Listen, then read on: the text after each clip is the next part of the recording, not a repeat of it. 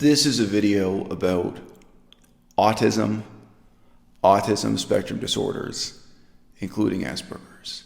And it's an incredibly depressing topic to do research on. And maybe that's the fundamental problem we're facing in the 21st century, is that research of this kind has become easier and easier to do. But most people live their lives in a soup of highly emotionally moving propaganda on these issues.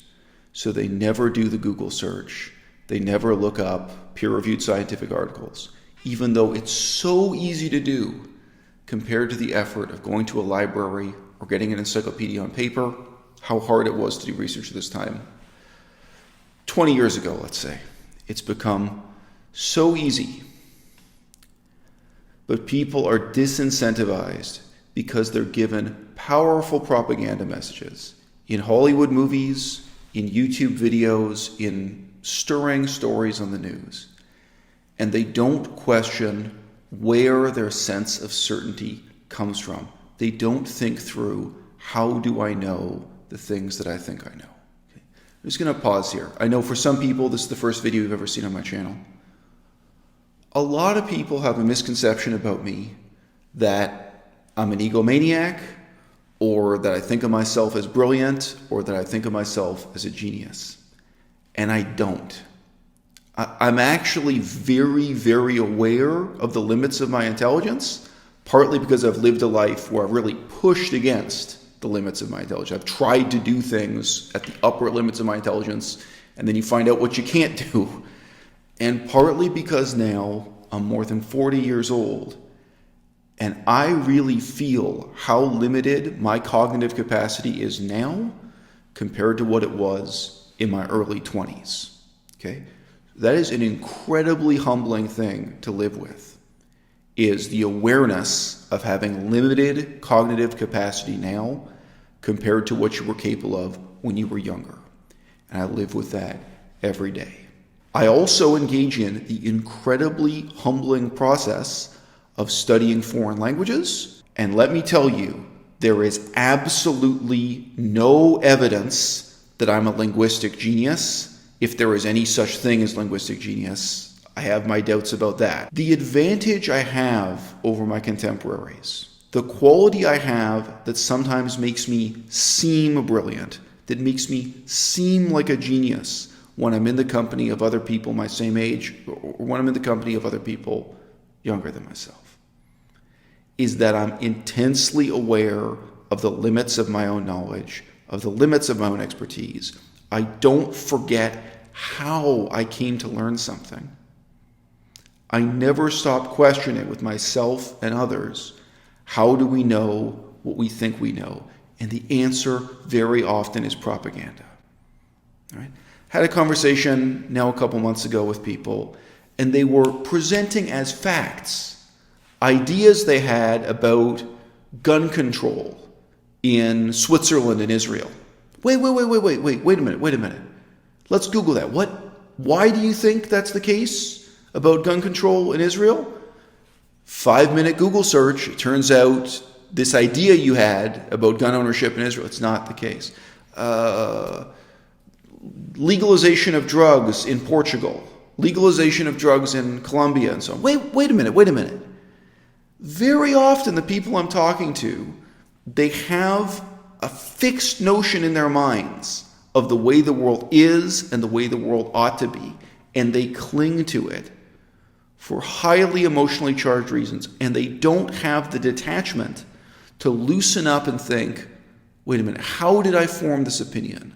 How did I come to regard this as fact? What were my sources of information? A really brief example, there's a war almost nobody has heard of, a war that took place between Thailand and France. And I remember talking to a guy, and he was supposedly more of an expert than I was. I knew a lot more than he did, as it turned out. And I remember challenging him. I said, wait a minute, where did you get this claim that the French won these land battles? Because I've been over all the evidence that's available, and the French lost. The French lost the war, and they lost these particular battles. And he talked to me for a while, and there was a pause in the email, and he got back to me. And he had to realize he really had been reading French propaganda. The forms of propaganda we encounter are not always that obvious. They're not always that blatant. But people get deeply attached to a stereotype notion of what it means to have Asperger's, of what it means to have high-functioning autism. And then it seems they're not willing to face up to the reality of what the condition is, not even when you show them a quotation from a peer-reviewed medical journal that's really clearly telling you impaired cognitive function, lacking gray matter in crucial parts of the brain, etc., etc.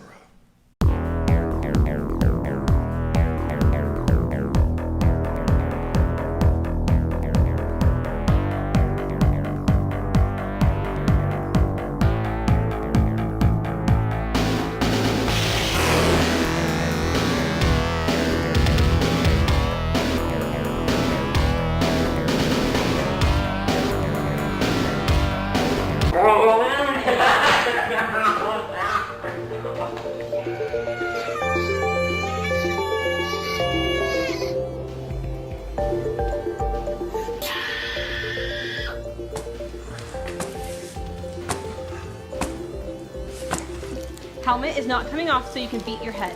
No. So when you are safe, it comes off.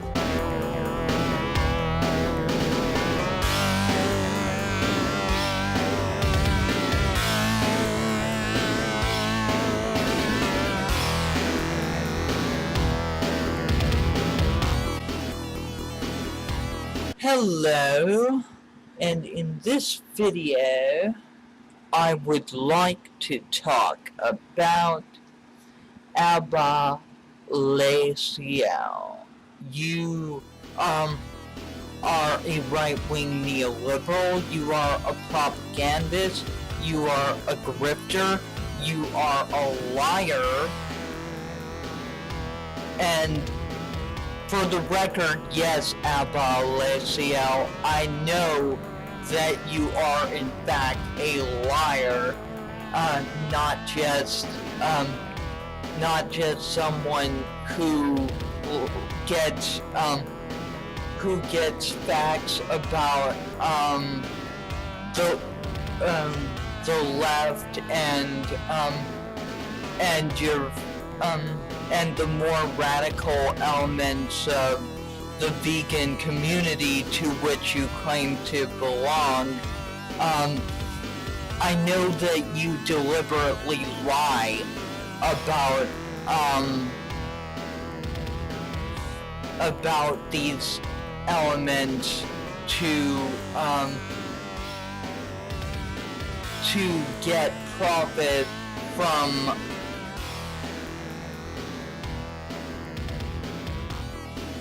from right-wing politicians and neoliberal capitalist organizations.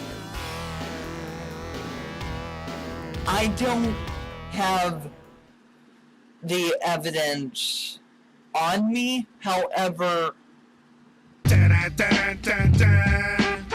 A tremendous number of people who consider themselves intelligent and well-informed wrote into me to tell me how wrong I was to describe autism and Asperger's syndrome as really serious mental disabilities, to describe them as a mental disability at all. In some cases, people wrote in to say that they did not believe it was an intellectual disability at all, and that therefore it was inappropriate to refer to it as mental retardation.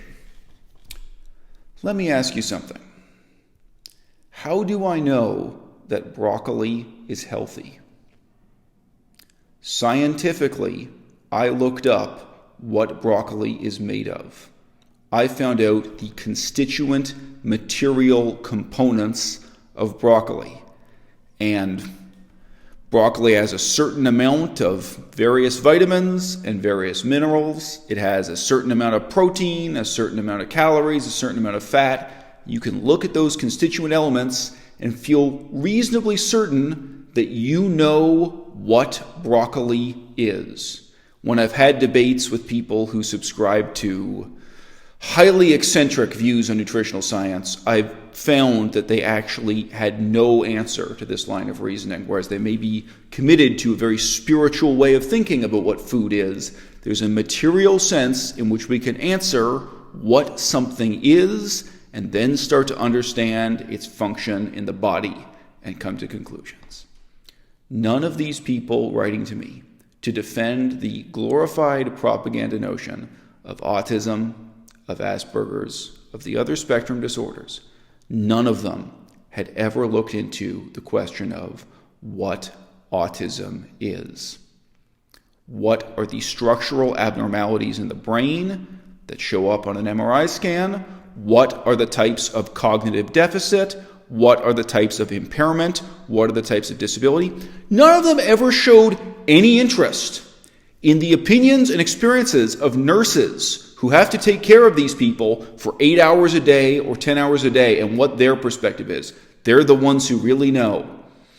Much less would they challenge the propaganda function of presenting the tiny, tiny minority of so-called savants with this condition, people who are brilliant at mathematics. They wouldn't check into what percentage of people with this condition are represented by these people who manage to get cleaned up and put on stage and give a lecture telling you how wonderful their lives are with autism. And how does that compare to the experiences of, say, the specialized nurses who day in and day out have to bathe these people, feed these people, restrain them from hurting themselves, clean their kitchens?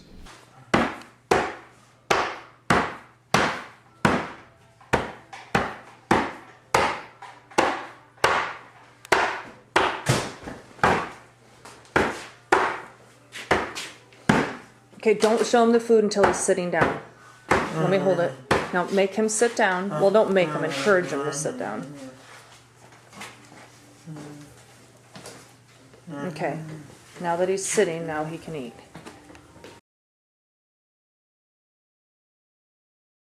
There's always some underlying etiology. He doesn't just hit himself for no reason. I mean, some of it's behavioral, but when you see it continue, or it gets to the point of crazy sib, then you know that there's some underlying etiology, usually medical, ear infection, throat infection, something. And just like with an infant. When the team knows me and my preferences and can help me create a routine, that makes a big difference. For staff and security, patients on the spectrum can present a unique challenge. If anyone is called into a situation where a patient may be on the spectrum, here are some things to remember. First, don't escalate the situation. Stay calm and be patient. See if there is a caregiver nearby. Try to establish if the patient has a way of communicating. There was no interest in looking into the criminology of autism. Oh yes, it may sound like propaganda for someone to point out to you that a shockingly high percentage of serial killers and mass murderers have autistic spectrum disorders. They're autistic or they have Asperger's, etc. Shockingly high. Out of the list of 239 mass murderers and serial killers meeting certain criteria since 1985, 67 out of 239, 67 out of 239 had some kind of autism. You can read through all 67 case studies of people with this condition who became mass murderers and serial killers. You must say, oh, well, that's no more representative than the glorified image presented in Rain Man. And you know what? I've just now been looking at a whole stack of peer-reviewed articles, many of which engage in a kind of dishonest sleight of hand, many of which make the claim, well, there is a problem with people with autistic spectrum disorders committing crimes. There is a huge overrepresentation of people with Asperger's syndrome in prisons and in the special mental hospitals for people who've committed crimes. There are a mix of psychiatric care in prison. That type of hospital. Yeah. There's a much higher percentage of those people behind bars than there are these people with this condition out in the general public. That's true. But nevertheless, the vast majority of people with autism never commit a crime in their lives. I think you just saw on screen the very, very round number of 50%, suggesting to you that 50% of people with autism remain nonverbal for their entire lives. The vast majority of people on that spectrum never get a job. As the video said, never contribute to society. I mean, that's a debatable concept, but that they do not lead normal lives, much less are they this Hollywood stereotype of the slightly eccentric math genius. That they wail and moan and punch themselves in the face and scratch at their skin, that their lives are misery from the day they're born till the day they die, and they never speak a word, not even in their first language that their parents try so hard to teach them. Could be 50%. The numbers are unknown because nobody really wants to know. It's a problem everyone wants to say something flattering and positive and uplifting about. Everyone wants to take a 1 in a million example and show you, don't be afraid of people with Asperger's disorder. Don't be afraid of people with autism. Don't feel mortified if you're a parent and this is your child. Don't think about this as the really crippling, really serious disability that it is. Things will be all right. Things will be okay. One of my brothers was born with autism. One. That's what the doctors told the mother and the brothers and sisters. Never said a word in his entire life. He's about 15 years older than I am. He's lived his whole life being taken care of by the generosity of the Canadian taxpayer. And I hated my father because my father never went to visit him. My father never took me to visit him. And I thought that was deeply immoral of my father. And it was only when I really pushed my father on him, when I was getting into my early 20s, when I said, look, why did you never take me to meet my brother? My brother was in a mental hospital somewhere. And my father broke down crying a little bit. And he started to rant about just how mentally disabled my half-brother was. And how he felt it was useless to visit him, that he couldn't even recognize his own father, that he couldn't communicate verbally, and so on and so forth. That like some of the people you just saw in this video, he was just a screaming, howling mess of repetitive behaviors, violent tendencies, taken care of by nurses who don't seem to get interviewed on the nightly news when they do uplifting, upbeat stories about autism and Asperger's. And you know what? Even that diagnosis, I'm skeptical as hell about it. Because the propaganda has been so successful that many doctors want to give the parents of disabled children the diagnosis of autism or the diagnosis of Asperger's disease, instead of using, of course, a word like retarded. Nobody wants to hear that word. Instead of just saying mentally handicapped. Instead of maybe using the term brain damage. My half-brother, who has that condition, his mother attempted suicide during the pregnancy. She attempted to kill herself with gas inhalation from a stove. When I mentioned this to my sister who knew him better than I did, she was shocked. She had been told her whole life by her mother, he was just born autistic. He was just born that way. Must just be something in the DNA. She had never admitted to her own daughter that she attempted suicide during pregnancy, that she had inhaled gas, that she had damaged her own brain and damaged the brain of the developing fetus. So sometimes these diagnoses, as harsh and terrible as they are still a flattering way for people to evade the reality of the condition that they've got. I say again, autism is a very serious disability. Asperger's syndrome is a very serious disability. And in part because there have been several mass shootings and mass murders carried out within our lifetimes by people who have Asperger's and autistic spectrum disorder,